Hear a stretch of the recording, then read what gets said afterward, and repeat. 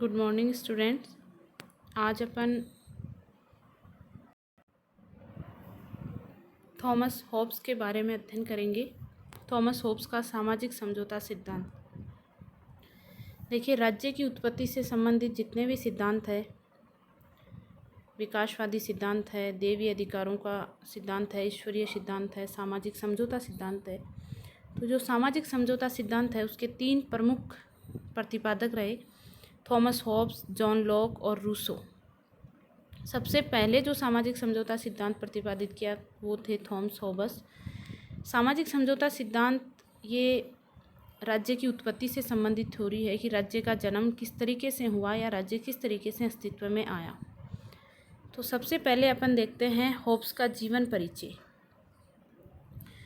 Hobbes का जन्म देखिए 1588 ईस्वी में हुआ था, इंग्लैंड में मेल्समरी नामक एक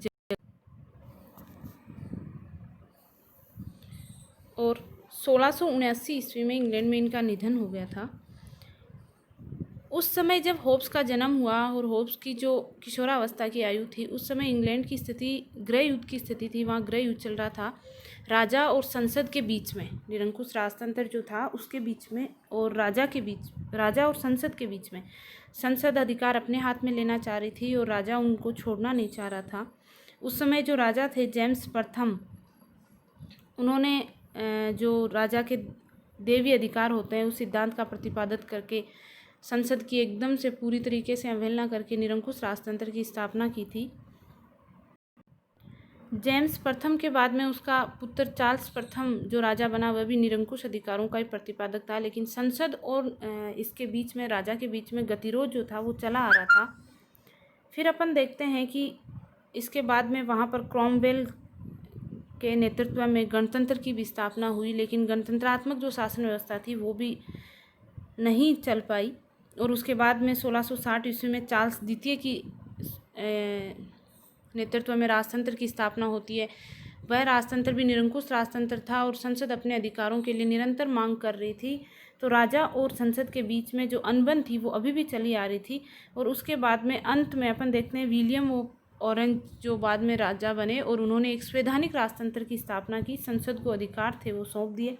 हालांकि 1688 में बाद में इंग्लैंड में गौरवपूर्ण क्रांति होती है और उसके बाद आमूलचूल परिवर्तन आ जाता है कि संसद को काफ़ी अधिकार दे दिए जाते हैं और राजा जो है उसके पास कुछ ही नाम मात्र के अधिकार रहते हैं। यानी इंग्लैंड में एक संवैधानिक राजतंत्र की स्थापना हुई। ये इंग्लैंड की जो गृह युद्ध की स्थिति थी, इसका होब्स के राजनीतिक विचारों पर क्या प्रभाव पड़ा। होब्स ने ये समझा कि सबसे पहले ये है कि किसी भी सभ्य समाज के लिए, एक अच्छे राष्ट्र के लिए एक सुदृढ़ और शक्तिशाली सरकार का होना बहुत ही ज़रूरी है। ये पहली शर्त है। दूसरी ये बात कि हालांकि अपन आगे देखेंगे कि खुद होब्स जो है वो निरंकुश राजतंत्र का समर्थक है, लेकिन वह जो दूसरी शर्त रखता है वो ये कहता है कि जो जनता होती है, प्रजाजन जो है, उनकी भी राज्याधिकार के प्रति यानी राजा के शासन के प्रति जो भावना है वो होनी चाहिए, श्रद्धा होनी चाहिए। तभी वह निरंकुश और जो शक्तिशाली शासक है वो चल सकता है या उसका शासन है वो चल सकता है। इसी समय देखिए, जब इंग्लैंड में गृह युद्ध चल रहा था तो होब्स यहाँ से फ्रांस चला गया। फ्रांस के बाद वो वापस, जब इंग्लैंड में राजतंत्र की पुनर्स्थापना हुई तो होब्स है वो वापस इंग्लैंड आ जाता है। फ्रांस के दौरान जब वह फ्रांस में था तो वहीं पर उसने अपना जो प्रमुख ग्रंथ है लेवियाथन, जो 1651 में होब्स ने लिखा था। फ्रांस के प्रवास के दौरान ही जब होब्स ने ये लिखा लेवियाथन ग्रंथ 1651 में, तो क्योंकि वो फ्रांस में राजा के देवी अधिकार का सिद्धांत का प्रचलन था और होब्स इसका ज़बरदस्त विरोध कर रहा था, वह सामाजिक समझौते से राज्य की उत्पत्ति। तो फ्रांस में जब उसका विरोध हुआ तो वापस जो होब्स है वो इंग्लैंड में आ जाता है। एक प्रमुख कथन जो स्वयं होब्स ने अपने बारे में कहा है कि मैं और भय जुड़वा भाई है। इसका कारण यही था क्योंकि होब्स का जो बाल्यकाल है वो इंग्लैंड के गृह युद्ध के दौरान गुजरा। तो यानी उसको एक भय था, मैं और भय जुड़वा भाई है, मेरे साथ ही जो भय है वो पैदा हुआ है। अब अपन देखते हैं होब्स की प्रमुख रचनाएं। डी सीवे ये 1642 में लिखी, डी कॉर्पोरे ये 1642 में ये भी, फिर लेवियाथन जो फ्रांस में जब होब्स गया था वहाँ उसने लिखी। इसके अलावा एलिमेंट्स ऑफ लॉ, ये प्रमुख 4 जो है वो होब्स की प्रमुख रचनाएं हैं। अब अपन देखते हैं होब्स के मानव स्वभाव संबंधी विचार। देखिए, क्योंकि इंग्लैंड में जो गृह युद्ध की स्थिति थी और गृह युद्ध के दौरान उसने देखा कि मनुष्य कितना स्वार्थी और अपने लिए क्या क्या वह कर सकता है, तो उसी के अनुसार उसने मानव स्वभाव का चित्रण किया है। मनुष्य एक असामाजिक प्राणी होता है, प्रमुखतया वह स्वभाव से अहंकारी और स्वार्थी होता है, क्योंकि उस समय उसने देखा कि राजा भी अपने अधिकारों के लिए अपने अहंकार को नहीं छोड़ना चाह रहा था और संसद भी उसके लिए लड़ रही थी। तो जो गृह युद्ध था, उस गृह युद्ध से उसने मानव स्वभाव का जो चित्रण किया है उसमें यही है कि मनुष्य स्वभाव से अहंकारी और स्वार्थी होता है। और होब्स ने प्रमुखतया मानव स्वभाव में 3 प्रमुख प्रवृत्तियाँ बताई: प्रतिस्पर्धा, अविश्वास और यश। और ये 3 ही ऐसी प्रवृत्तियाँ जिसके कारण मनुष्यों में आपस में मतभेद होता है या संघर्ष होता है या झगड़े होते हैं। प्रतिस्पर्धा के कारण होते हैं कि वो एक दूसरे से प्रतिस्पर्धा रखते हैं। अविश्वास होता है, उनमें एक दूसरे के प्रति विश्वास की भावना नहीं होती। और एक मनुष्य की प्रवृत्ति ऐसी होती है जन्म से कि वह यश चाहता है और यश के लिए वह कुछ भी कर सकता है, तो इस कारण मनुष्यों में आपस में झगड़ा होता है। उसके बाद जो होब्स है वो प्राकृतिक अवस्था का वर्णन करता है। देखिए, प्राकृतिक अवस्था कैसी थी, क्योंकि मनुष्य का स्वभाव ही ऐसा था, तो प्राकृतिक अवस्था कौन सी अवस्था है? राज्य से पहले की अवस्था है। ये होब्स ये बताता है कि इस समय राज्य नहीं था, बल्कि मनुष्य आपस में एक असभ्य तरीके से, सभ्यता का विकास नहीं हुआ था, वो जंगल में रहते थे या समाज नहीं था। तो उस समय की जो अवस्था थी वो अराजक अवस्था थी। और इसके लिए उसने जो चित्रण किया है कि जिसकी लाठी उसकी भैंस का सिद्धांत जो था वो प्रचलन में था, यानी जो ताकतवर है, जो शक्तिशाली है, जिसने छीन के ग्रहण कर लिया है, ले लिया है, तो वह शक्तिशाली है, और जो कमज़ोर वर्ग था वो कमज़ोर रहेगा। मत्स्य न्याय की स्थिति थी। मत्स्य न्याय क्या होता है?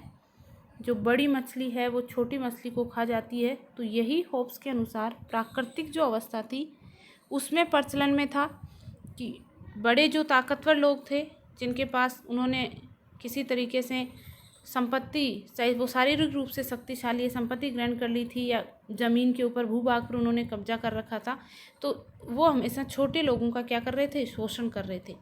मनुष्य का जीवन बड़ा ही एकाकी था, समाज नहीं था, सभ्यता नहीं थी, संस्कृति नहीं थी। मनुष्य अपने आप में बस एकल की मुझे, मेरा, उसको शक्तिशाली बनना है। अपवित्र था, पाश्विक और क्षणिक होता था मनुष्य का जो जीवन था। इसके अलावा होब्स बताता है कि प्राकृतिक जो अवस्था थी उसकी विशेषताएं बताते हुए कहता है कि उस समय उद्योग नहीं थे, संस्कृति नहीं थी, भवन निर्माण, यातायात के साधन, ज्ञान या जिसको अपन समाज कहते हैं, जो एक सोसाइटी होती है, उसका पूर्णतया अभाव था। यानी प्राकृतिक अवस्था जो थी वर्तमान जो सभ्य समाज होता है उसके बिल्कुल विपरीत थी। ये एक तरीके से अराजक अवस्था थी। इसके अलावा होब्स जो प्राकृतिक अवस्था की 3 प्रमुख विशेषताएं बताता है। नैतिकता का सर्वथा अभाव था। गलत, सही, उचित, अनुचित, ये सब उसमें नैतिकता का अभाव था कि कोई भी ऐसी संस्था नहीं थी जिनका ऐसा निर्धारण कर सके। इसके अलावा मनुष्यों का स्वभाव अहंकारी और स्वार्थी होने के कारण, और उनमें 3 जो प्रमुख वो प्रवृत्तियाँ बताता है, प्रतिस्पर्धा, अविश्वास और यश, उसकी वजह से सब मनुष्य अपने आप को शक्तिशाली बनाने में लगे हुए थे। तो नैतिकता जो थी वो जो कुछ भी उनको उचित लगता था वो करते थे, जो उनके सुख के लिए आवश्यक है या जो चीज़ें उनको सुख देती है वो करते थे, चाहे वो गलत है या सही है, भली है या बुरी। इसका प्राकृतिक अवस्था में सर्वथा अभाव था। दूसरा जो विशेषता बताता है वो है कानून का अभाव। कानून नहीं थे, न्याय का निश्चित करने वाला कोई किसी प्रकार का कानून नहीं था। मनुष्य के लिए जो हितकारी है वो उसके लिए उचित है और जो अहितकारी है वो उसके लिए अनुचित है। व्यक्तिगत संपत्ति का अभाव था, यानी मनुष्यों के पास किसी प्रकार की कोई व्यक्तिगत संपत्ति नहीं थी, सबकी सामूहिक संपत्ति होती थी। कोई भी मनुष्य एक दूसरे से छीन सकते थे आपस में, चाहे वो लड़ाई करके छीने, किसी भी तरीके से व्यक्तिगत संपत्ति का अभाव था। तो इस तरह होब्स प्राकृतिक अवस्था की 3 मुख्य विशेषताएं बताता है। नैतिकता का अभाव, कानून का अभाव और व्यक्तिगत संपत्ति का अभाव था। इस प्राकृतिक अवस्था में देखिए समाज नहीं था, जिसकी लाठी उसकी भैंस का सिद्धांत प्रचलन था, लेकिन फिर भी मनुष्यों के कुछ प्राकृतिक अधिकार और प्राकृतिक नियम विद्यमान थे। प्राकृतिक अधिकार जो थे वो एक तरीके से संघर्ष की स्थिति पैदा करते थे और प्राकृतिक जो नियम थे उनसे थोड़ा बहुत मनुष्य क्योंकि जन्म से विवेकशील और बुद्धिमान होता है, इसलिए इन प्राकृतिक नियमों के पालन करने से उनमें जो झगड़ा का स्तर था, संघर्ष की जो स्थिति थी, वो कम पैदा होती थी। तो प्राकृतिक अधिकार देखिए क्या थे। होब्स कहते हैं कि मनुष्य को अपनी आत्मरक्षा के लिए समस्त कार्यों को करने की स्वतंत्रता, अपनी आत्मरक्षा के लिए, चाहे वो दूसरे का जीवन नष्ट कर दे या दूसरे को मार दे, वो सारे जो उसको अधिकार थे कि अपने जीवन को किसी भी तरीके से बचाना है, वही क्या है, प्राकृतिक अधिकार। क्योंकि मनुष्य को जो जीवन है वो कहाँ से मिला है, प्रकृति से मिला है, और प्रकृति से ही उसको ये है कि मुझे अपने जीवन को बचाना है और उसके लिए चाहे दूसरे को नष्ट करना पड़े। तो मनुष्य को आत्मरक्षा हेतु आवश्यक समस्त कार्यों को करने की स्वतंत्रता, अर्थात व्यक्ति को अपने जीवन धारण करने के लिए किसी को भी लूटने और मारने की स्वतंत्रता थी, और ये क्या था, प्राकृतिक अधिकार। अब देखिए प्राकृतिक नियम क्या थे। ये विवेक से निर्मित कुछ ऐसे नियम थे, क्योंकि मनुष्य में थोड़ा बहुत विवेक होता है, जो मनुष्य को विनाशकारी कार्य करने से रोकते थे, यानी उन कार्यों को करना जिनसे जीवन क्या पड़ता है, संकट में पड़ता है। तो प्राकृतिक अधिकारों से जो प्राकृतिक अवस्था थी वो निरंतर संघर्ष की स्थिति बनती थी, और प्राकृतिक नियमों का यदि वो पालन करे तो प्राकृतिक अवस्था को जो अराजकता थी उससे बचाया जा सकता था। होब्स ने इस प्राकृतिक नियमों में 19 प्राकृतिक नियम बताएं कि उस समय की जो प्राकृतिक अवस्था थी उसमें प्राकृतिक जो नियम थे वो 19 प्रचलन में थे, लेकिन फिर भी 3 वह महत्वपूर्ण नियम बताता है। पहला वह नियम बताता है कि प्रत्येक व्यक्ति को शांति स्थापित करने की भरसक कोशिश करनी चाहिए। प्रत्येक मनुष्य को शांति स्थापित करने के लिए प्रयत्न करना चाहिए, अशांति नहीं करनी चाहिए। दूसरा, मनुष्य को शांति और आत्मरक्षा के लिए प्राकृतिक जो उसका अधिकार है, जो अपने जीवन को बचाने का अधिकार है, उस सीमा तक वह त्यागने के लिए तत्पर रहें कि जहाँ तक दूसरे लोग भी ऐसा कर रहे हैं।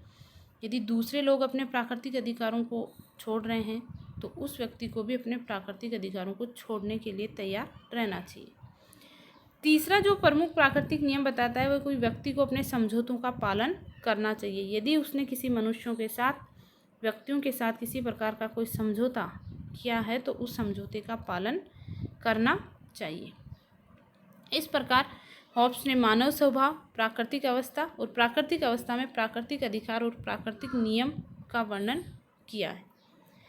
इसके अगले वीडियो में अपन सामाजिक समझौता सिद्धांत पर विचार करेंगे कि किस तरीके से राज्य की उत्पत्ति हुई और जो राज्य बना उसकी क्या विशेषताएं थी। धन्यवाद।